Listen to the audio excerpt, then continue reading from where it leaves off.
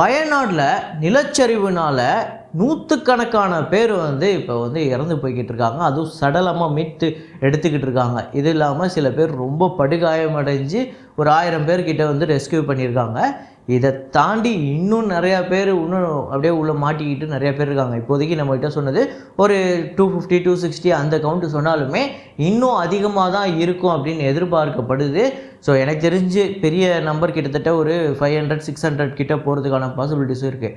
அவ்வளோ உயிர் போகுது அப்படின்னா அந்த குடும்பங்கள் ஒவ்வொன்றும் இப்போ அவங்களோட சூழ்நிலை என்ன, அவங்களோட வாழ்வாதாரம் என்ன அப்படிங்கிறதெல்லாம் ரொம்ப மோசமாக இருக்கும். இதை பற்றி நம்ம பேசுவோம். இது இல்லாமல் இவ்வளோ பெரிய இயற்கை பேரிடருக்கு முக்கியமான சில விஷயங்கள் இருக்குது. இங்கே ஒரு மிகப்பெரிய விஷயங்கள் நடந்திருக்கு. அதனால தான் இவ்வளோ பெரிய ஒரு பேரிடர் நடந்திருக்கு, இவ்வளோ பெரிய டிசாஸ்டர், நேச்சுரல் டிசாஸ்டர் நடந்திருக்கு. வழக்கமாக நம்மளால் இந்த இயற்கை பேரிடரை தடுக்க முடியாது.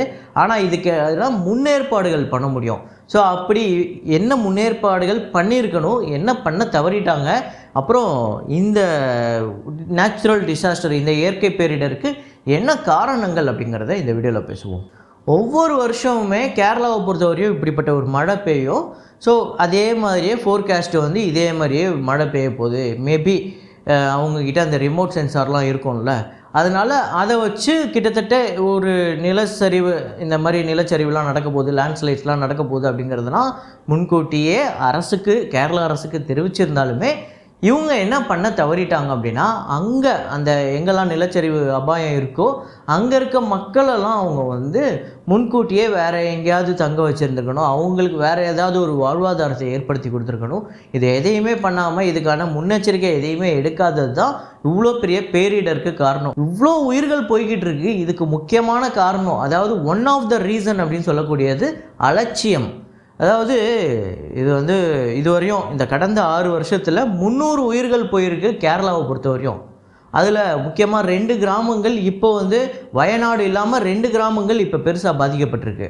சூரல்மலா அப்புறம் முண்டக்கை அப்படிங்கிற இந்த 2 கிராமமுமே பெருசாக பாதிக்கப்பட்டிருக்கு. கிட்டத்தட்ட அங்கே மட்டுமே இந்த நிலச்சரிவினாலையும் இந்த வெள்ளத்தினால மாட்டிக்கிட்டு இறந்து போனவங்க எண்ணிக்கை மட்டுமே கிட்டத்தட்ட ஒரு 100 கிட்ட, அதாவது 100 கிட்ட அப்படின்னு சொல்கிறாங்க. ஸோ இந்த மாதிரி நிலச்சரிவு அப்படிங்கிறது முன்கூட்டியே நம்ம ஃபோர்காஸ்ட்டு அவங்களுக்கு அந்த கவர்மெண்ட்டுக்கு தெரியப்படுத்தியிருந்தாலுமே இதுக்கு முக்கியமான ரீசன் என்ன சொல்கிறாங்க அப்படின்னா, இது கொஞ்சம் லேட்டாக நடக்கும், அதாவது இன்னும் ஒரு 2-3 மாதம் கழித்து தான் நடந்திருக்கும் அப்படின்னு தான் அவங்களோட கணிப்பு இருந்திருக்கும். ஆனால் இது திடீர்னு ஒரு கிளைமேட் சேஞ்ச் ஒன்று நடந்தது. ஸோ எதிர்பாராத விதமாக கிளைமேட் சேஞ்ச் நடந்து மழை அடித்து ஊற்றி எதிர்பாராத விதமாக நடந்த விஷயந்தான். ஸோ எப்போவுமே ஒரு இயற்கை பேரிடரை நம்மளால் அது தடுக்கவே முடியாது. அது சுனாமியாக இருக்கட்டும், பூகம்பமாக இருக்கட்டும், எல்லாமே இருக்கட்டும். ஆனால் நம்மளோட தொழில்நுட்பத்தை நம்ம இன்னும் பெருசாக வளர்த்துக்கிட்டோம்னா, இல்லாத ஒன்று நம்ம சொல்லலை, இருக்குது. ஆல்ரெடி ஃபாரின்லலாம் அது இருக்குது. அதுக்கான இன்வெஸ்ட்மெண்ட்டு, அதுக்கான ஒரு பட்ஜெட்டை ஒதுக்கி அதுக்கு கொஞ்சம் சில விஷயங்கள் முன்னேற்பாடாக சில விஷயங்கள் பண்ணால் இவ்வளோ உயிர்கள் போகாது அப்படிங்கிறது சில எக்ஸ்பர்ட்ஸால் சொல்லப்படுது. இது மட்டும் இல்லை, இப்போ வயநாடு, கேரளாவில் சில கிராமங்களில் இந்த மாதிரி மட்டும் நிலச்சரிவு இல்லை. இமாச்சல் பிரதேஷில் கூட இப்போ ரீசெண்டாக ஒரு நிலச்சரிவு ஏற்பட்டிருக்கு. ஸோ இதுக்கு எல்லாத்துக்குமே காரணம் என்ன அப்படின்னா, திடீர் கிளைமேட் சேஞ்ச் அப்படின்னு சொல்கிறாங்க. அப்புறம் 2வது ரீசன் எக்ஸசிவ் மைனிங், அதாவது சுரங்கத்தை தோன்றது எல்லையை மீறி போட்டு நீங்கள் மலையை குடஞ்சிக்கிட்டே இருந்தீங்கன்னா என்ன ஆகும், ஒரு கட்டத்துக்கு மேலே அதோட வேலையை காமிச்சிடும். அந்த வேலையை தான் இப்போ காமிச்சிருக்கு நிலச்சரிவு. அது மட்டும் இல்லாமல் இந்த நிலச்சரிவிலேயே இவங்ககிட்ட இருக்கக்கூடிய அந்த ரிமோட் சென்சார் மட்டும் போதாது, கண்டிப்பாக கிரவுண்ட் சென்சார் வேணும் அப்படிங்கிற மாதிரியும் சொல்கிறாங்க. கிரவுண்ட் சென்சார்னால் ஒவ்வொரு எங்கெல்லாம் நிலச்சரிவுக்கான அபாயம் இருக்கோ அங்கே அந்த சென்சாரை அவங்க ஃபிக்ஸ் பண்ணிட்டாங்க அப்படின்னா அந்த சென்சார் மூலயமா இவங்களுக்கு முன்கூட்டியே தெரியும். ஸோ அதனால் அங்கே இருக்கக்கூடிய மக்களை வேறு இடத்துக்கு அப்புறப்படுத்தி அப்படி அவங்கள பாதுகாத்துக்க முடியும். ஒரு கவர்மெண்ட் நினச்சா அதுக்கு சில பட்ஜெட்டுகளை ஒதுக்கி வச்சு, கண்டிப்பாக கேரளா கவர்மெண்ட் அதுக்கு ஒரு பெரிய பட்ஜெட்டை ஒதுக்கி வச்சே ஆகணும் இனிமேல் வரப்போகிற காலத்தில். இப்போ நம்ம யாரையும் குறை சொல்லி ஒன்றும் பண்ண முடியாது. நம்ம முன்னாடியே சொன்ன மாதிரி இது ஒரு அலட்சியம்தான். இந்த அலட்சியம் இனிமேல் இருக்கக்கூடாது அப்படின்னா கண்டிப்பாக நீங்கள் மக்களை ஒரு கண்டிப்பாக உயிராக பார்த்தீங்க அப்படின்னா இது எல்லாத்தையுமே இனிமேல் மாற்றலாம். ஸோ நான் முன்னாடியே சொல்லியிருந்த மாதிரி இந்த மிகப்பெரிய இயற்கை பேரிடருக்கு முக்கியமான 3 காரணங்கள் என்ன அப்படின்னு பார்த்தீங்கன்னா, ஒன்று கிளைமேட் சேஞ்சு, எதிர்பாராத விதமாக திடீர்னு கிளைமேட் சேஞ்ச் ஆனது. 2வது பார்த்தீங்க அப்படின்னா இந்த மைனிங் வந்து எக்ஸசிவாக, அதாவது சுரங்கம் தோன்றத அளவுக்கு மீறி ஒரு இது இருக்கும்ல, ஒரு எல்லை இருக்கும்ல, அதை தாண்டி ஒரு லிமிட்டை தாண்டி அடித்து துவம்சம் பண்ணுறது. ஸோ அப்படி பண்ணுறது வந்து இயற்கைக்கு எதிரான செயல். அதுக்காக தான் நிலச்சரிவு இப்போ நடந்துக்கிட்டு இருக்கு. மூணாவது பார்த்திங்க அப்படின்னா காடுகளை அழிக்கிறது, டீஃபாரஸ்டேஷன். ஸோ கண்டிப்பாக நீங்கள் இயற்கையை எந்த அளவுக்கு அதுக்கு சேதம் பண்ணுறீங்களோ திரும்ப அது உங்களுக்கு ஒரு ரிவீட் வைக்கும் அப்படிங்கிறத தொடர்ந்து நம்ம பார்த்துக்கிட்டே இருக்கோம். ஸோ இது கடைசியில் யார் பாதிக்கப்படுறா? மக்கள் தான். ரொம்ப நிறைய பேர் பார்க்குறேன், ரொம்ப கஷ்டப்படுறாங்க.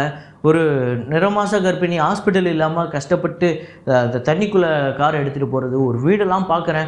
அந்த வீடு அவங்களோட கனவாக தானே இருக்கும். கண்டிப்பாக ஒரு வீடு அப்படிங்கிறது அவங்களோட கனவு. அந்த வீடை அவங்க கட்டுறதுக்கு அவங்க வாழ்க்கையிலே எவ்வளோ கஷ்டப்பட்டுருப்பாங்க. அந்த வீடே இப்போ மூழ்கிடுச்சு. இப்போ மறுபடியும் அந்த வெள்ளம்லாம் போனதுக்கப்புறம் அந்த வீடு எவ்வளோ சேதமாக இருக்கும். ஸோ கவர்மெண்ட்டு இவங்க எல்லாருக்குமே வந்து ஏதோ ஒரு விதத்தில் ஒரு பணமோ இல்லை ஏதோ ஒரு உதவி பண்ணாலுமே அது எதுவுமே இதுக்கு ஈடாகாது. ஸோ அதுதான் கவர்மெண்ட்டால் பண்ண முடிஞ்சாலுமே இந்த பேரிடருக்கு ஒரு மிகப்பெரிய மிகப்பெரிய இழப்பீடு இருக்குது. அதை எதாலையுமே சரி கட்ட முடியாது. அது எல்லாத்தையும் தாண்டி இது எல்லாத்துக்குமே முன்னேற்பாடு அப்படிங்கிறது ரொம்ப முக்கியம். அதே மாதிரி இந்த மாதிரி நேச்சுரல் டிசாஸ்டருக்கு மிகப்பெரிய தொழில்நுட்பங்களும் தேவைப்படுது. அதை இந்தியாவில் கொண்டு வந்தாலே இங்கே பாதி பேரோட உயிர்களை நம்மளால் காப்பாற்ற முடியும்.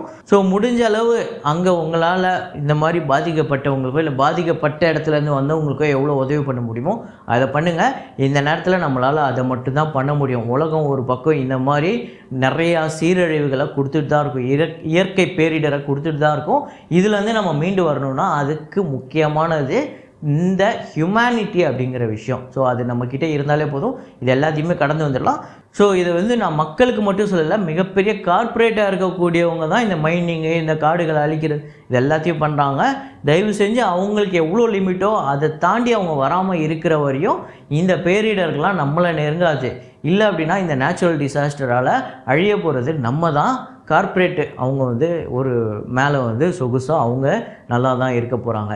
ஸோ இதை பற்றி நீங்கள் என்ன நினைக்கிறீங்க? இதை பற்றி உங்களுக்கு வேறு ஏதாவது இன்ஃபர்மேஷன் தெரிஞ்சது அப்படின்னா அதை கமெண்ட்டில் போடுங்க. இதே மாதிரி ஒரு வீடியோவில் மீண்டும் நான் உங்களை சந்திக்கிறேன். Signing off Rahman.